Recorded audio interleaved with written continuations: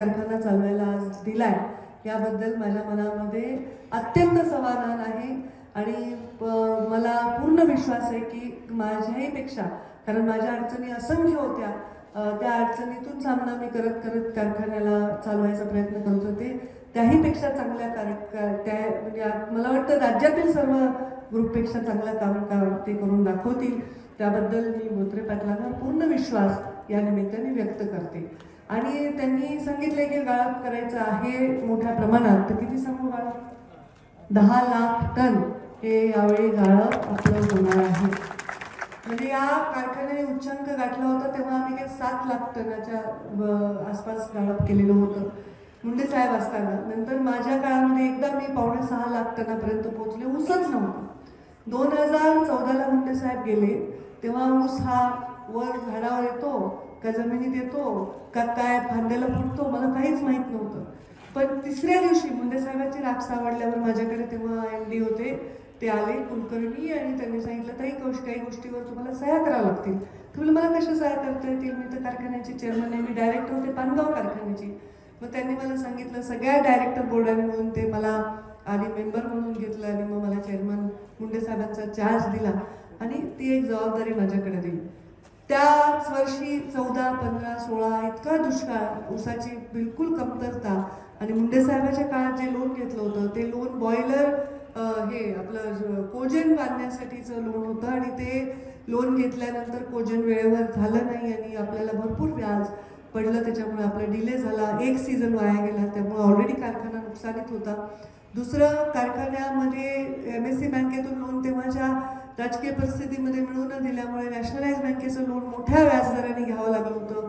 त्यामुळे अधिक अडचणीत होता. बऱ्याच वेळा साहेब बोलायचे कारखान्याच्या अडचणींनी मी खूप टेन्शनमध्ये आहे आणि मला कळायचं नाही काय. पण साहेबांच्या जाण्यानंतर त्या सगळ्या अडचणी माझ्या वाट्याला आल्या, तरीही धडपड करत मी चालवला. फार दुर्दैवी आपल्या कारखान्यामध्ये अपघात झाला, खूप दुर्दैवी लोकांचा त्याच्यामध्ये मृत्यू झाला, जखमी झाले. आणि मग इथलं एक वर्क कल्चर होतं, एक परिस्थिती होती, लोकांना वाटायला लागलं. मी पण अनेक अडचणीला सामोरे गेले. पोरींना काय कळतं, मग कारभार करायचा, मग यालाच काम द्या, त्यालाच HNT द्या, ह्या सगळ्या अडचणीला सामोरं जात कारखाना चालवत असताना 2019मध्ये कोविड आला आणि कोविडमध्ये त्यावेळी साखर आपली विकली जाऊ शकली नाही. साखर गोदाममध्ये तशीच पडून राहिली, त्याच्यामुळे पण खूप नुकसान झालं. आणि ज्या दिवशी साखर विकली, शेतकऱ्यांचे पैसे द्यायचे होते, त्यावेळी 11 कोटी रुपये माझ्या बँकेने ज्या दिवशी साखर विकली त्याच्या दुसऱ्या दिवशी जप्त केले. ते GSTला भरायचे पैसे होते आणि मी काही GST बुडवलेले नाही. अजूनही तहसीलदारांच्या ताब्यात इथे तहसीलदार असतील, 11 कोटी रुपये व्याजासकट जास्त हे जमा असतील. मी गोपीनाथ मुंडेची लेख आहे.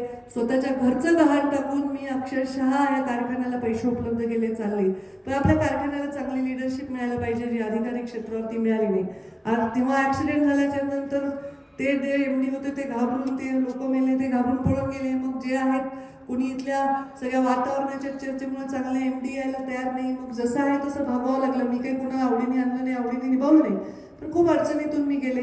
मग मी जेव्हा मंत्री होते तेव्हा मी एक प्रयोग करायला सांगितलं होतं सरकारला, की जे कारखाने आपले जुने आहेत, जे आजारी आहेत आर्थिकदृष्ट्या, पण कारखाने ठणठणीत आहेत, कारखान्याची मशिनरी चांगली, त्या कारखान्यांना कमी व्याजदराने पैसे जर दिले तर ते कारखाने परत जिवंत होतील आणि बँकांच्या या लोडमधून बाहेर पडतील. मी जवळपास 284 कोटी रुपये तर मीच भरले. एवढं व्याज व्हायचं, ते परत नवं करायचं, परत नवं करायचं, ते परत व्याजावर व्याज, हे सगळे बँकांना भरून म्हणजे अत्यंत कठीण परिस्थिती झाली. त्याच्यामध्ये पगार, त्याच्यामध्ये ते आणायचे आणि मग मला वाईट वाटायचं या सगळ्या गोष्टी कशा कराव्या. कारखाना नॉर्मल जरी माझ्या हातात असता तर मला तो चालवणं शक्य गेलं असतं, पण तो ऑलरेडी प्रचंड कर्जामध्ये होता, बोलता येत नव्हतं. साहेब नुकतेच गेले होते. मग सगळ्या बँकांना मी विनंती केली की तुम्ही थोडं जप्तीसाठी थांबा, आम्हाला सरकार पैसे देणार आहे. आणि सरकार पैसे दिले, पण जवळपास 11 कारखान्यांना सरकारने पैसे दिले, फक्त एकच कारखाना माझा तेव्हा सरकारने त्यावेळी त्या यादीमध्ये माझं नाव नव्हतं. आणि त्यानंतर बँकांची मजबुरी होती, बँकांनी जप्तीची कारवाई केली. बँकांनी ऑप्शन केले कारखान्याचे. ऑप्शनमध्ये बँकांनीच प्राईस ठरवली की ही प्राईस आली पाहिजे, या प्राईसला. मग ते पहिल्या ऑप्शनमध्ये आलं नाही, मग दुसऱ्या ऑप्शनमध्ये, मग तिसऱ्या ऑप्शनमध्ये ती प्राईस कमी होत राहते, कारण जर ऑप्शनमध्ये कोणी आलं नाही. बँकेला वसुली करायची होती. मग मला बोत्रे पाटील नावाचे व्यक्ती भेटले. मला त्यांची ओळखही नव्हती, ते कुठलेच माहीत नव्हतं, काही नाही. पण त्यांनी 6-7 कारखाने, जेव्हा ते मला भेटले होते तेव्हा 7 कारखाने चालवत होते. आणि आता मी लकी आहे ना तुम्हाला, 7चे 17 झाले होते. मग त्यांनी मला सांगितलं मी 7 का 9 कारखाने चालवतो. आणि मग तुमच्या बँकेचं मला कळलं, मी इच्छुक आहे.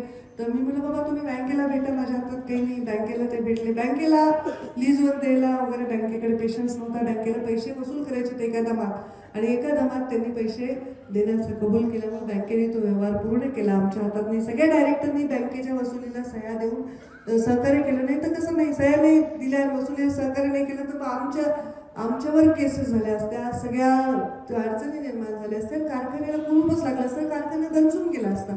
मग मी विचार केला, माझं नाही राहिलं हे अपत्य, हे मुंडे साहेबांचं अपत्य, नेहमी म्हणायचे 4थं अपत्य मुंडे साहेबांचं, तर हे माझं नाही राहिलं, माझी परिस्थिती नाही आहे. तर माझ्या अपत्याला जर कोणी दत्तक घेत असेल, चांगलं खाऊपिऊ घालत असेल, त्याला बाहेर चढत असेल, त्याला शिक्षण मिळत असेल, त्याचं पोषण होत असेल, तर आपण आपल्या उपासमारीत कोणतेही आईवडील आपल्या अपत्याला मानत नाही. त्यावेळी माझी अडचण अशी होती की मी इलेक्शनला पडले होते. आर्थिक माझी एवढी क्षमता नव्हतीच, कारण मी ना तुमच्या चहाची मिंदी, ना कुणाच्या टेबला खालून, ना टेबलावरून मी कधी पैसे कमवण्याकडे लक्ष दिलं नाही.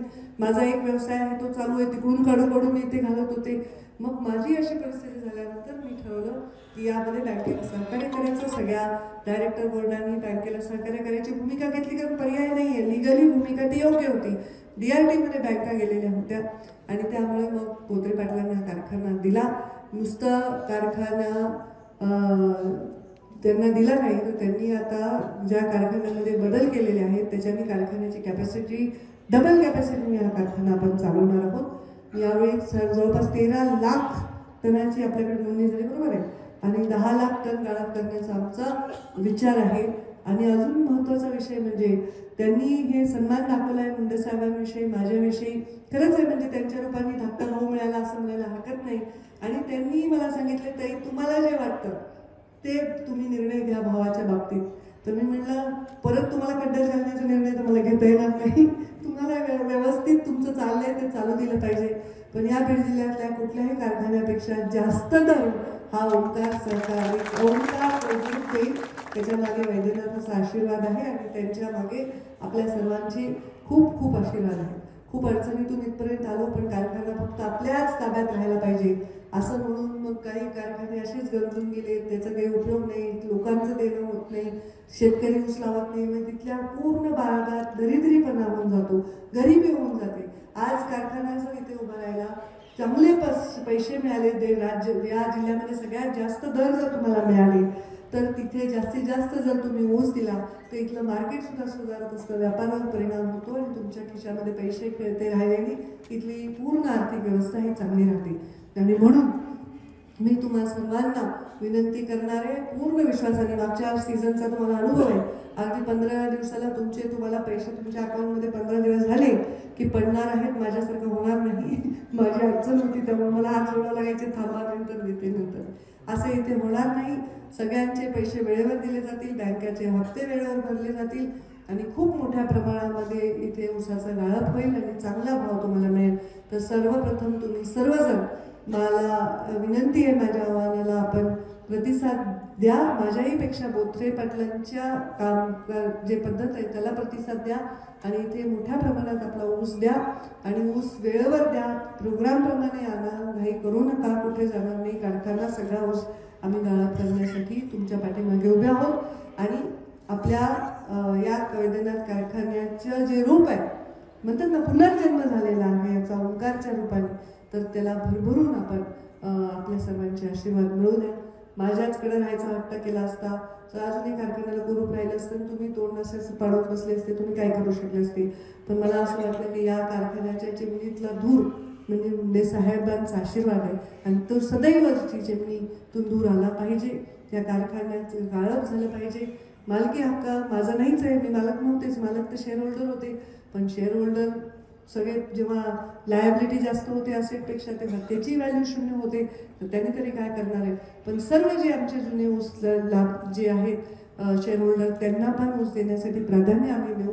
आणि मग आज आपण नुकतंच बोत्रे पाटलांनी आपल्या सगळ्या दिवाळीला सगळ्या ज्यांनी ऊस घातला त्यांना मोफत साखर वाटण्याचाही कार्यक्रम केला आहे. तोही पुढच्या दर दिवाळीला चालू राहणार आहे. आत्ताच त्यांनी सांगितलं. आत्ताच मी नंदुरबारला त्यांच्या कारखान्याची मोडी टाकून आले. तोही सहकारी कारखाना होता आणि त्यालाही त्यांनी ताब्यात घेतलेले. तिथली आर्थिक व्यवस्था पूर्ण कोलमडली होती आणि त्यामुळे तिथेही मी जाऊन आले. तर तिथे काही असे प्रकार नाही. आपल्याकडे आहे जरा जास्त हुशार लोक आणि ते माझ्यावर काही आरोप लावत असतील तर तुमच्या हृदयावरच हात ठेवा आणि विचार करा की माझ्या 22 वर्षाच्या राजकारणात मी कधी विरोधकाला कुणीच त्रास दिलाय? मी पालकमंत्री असताना माझ्या विरोधक पक्षाच्या कॉन्ट्रॅक्टरला त्रास दिलाय, कुठल्या सरपंचाला त्रास दिलाय किंवा कोणी मला जर काम नाही केलं म्हणून त्याला त्रास दिलाय? असं कधीही केलेलं नाही. चुकीचे माणसं मी कधी सांभाळले नाही. दहशतीचं वातावरण मी कधीही माजू दिलं नाही आणि मी चांगल्याच पद्धतीने काम केले. माझी मजबुरी होती, बँकेची जप्ती होती, मला कारखाना वाचवता आला नाही. पण मला आज आनंद आहे की तो कारखाना वाचवण्यापेक्षाही पुढे काहीतरी होईल. ओंकारच्या हातात तो गेलाय. बोत्रे पाटलांच्या बरोबर तो कारखाना आहे, तो अजून जास्त चांगल्या पद्धतीने चालला. आणि त्यांनी मला सांगितलं, ताई गोपीनाथ गड जसं तुम्ही सांभाळायचं तसंच आम्ही सांभाळू. मग त्यांनी गोपीनाथ गडाच्या बाबतीतही शाश्वती दिली. त्यांनी मला हे सांगितलं की हे ऑफिस मुंडे साहेब इथे बसलेले आहेत, नाही ही भावना आहे. आम्ही हे मुंडे साहेबांचं ऑफिस म्हणूनच अशाला असंच ठेवू, आम्ही त्याला सुद्धा स्पर्श करणार नाही. तुम्ही तिथे येत जा, बसत जा, तुम्हालाही वाटेल. म्हणजे कधी त्यांनी असं दाखवलं नाही की त्यांनी हा कारखाना घेतला. अत्यंत नम्रपणे त्यांनी अगदी खरंच हे आमचं अपत्य दत्तक घेतलंय, त्याला प्रेमाने सांभाळायचं वचन दिलेलं आहे. तर तुम्ही सर्व सुद्धा सहकार्य करा.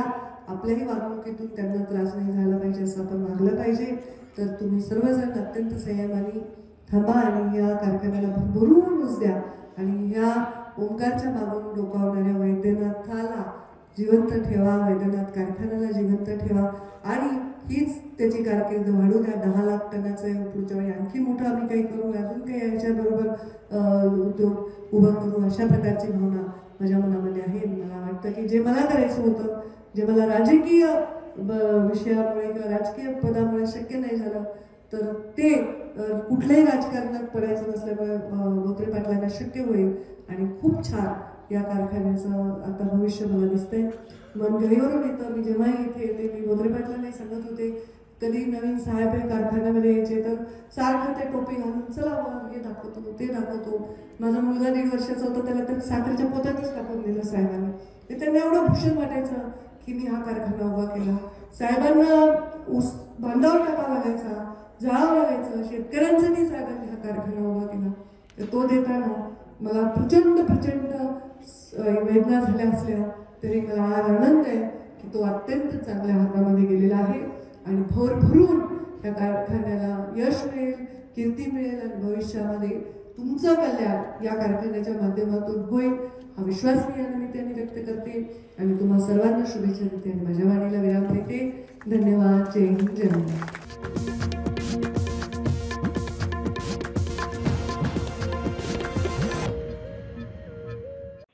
ते महाराष्ट्राच्या